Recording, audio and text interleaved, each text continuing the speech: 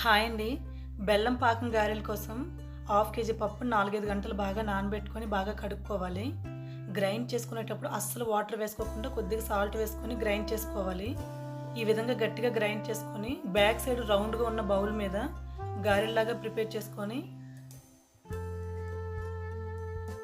Deep fry చేసుకోవాలి. Medium ఫ్లేమ్లో పెట్టుకొని బాగా ఫ్రై చేసుకోవాలండి. ఈ బెల్లం పాకం గారెల కోసం కొద్దిగా ఎక్కువసేపు ఫ్రై చేసుకోవాలి. ఇట్లా గోల్డెన్ కలర్ వచ్చినంత వరకు ఫ్రై చేసుకొని తీసేసుకోవడమే.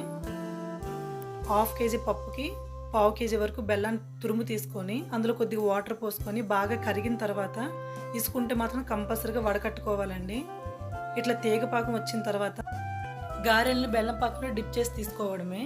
గ్రైండ్ చేసుకునేటప్పుడు అస్సలు వాటర్ వేయకుండా థిక్గా గ్రైండ్ చేసుకున్నట్లయితే మనం ఫ్రై చేసుకునేటప్పుడు అస్సలు ఆయిల్ పీల్చదండి. Thank you.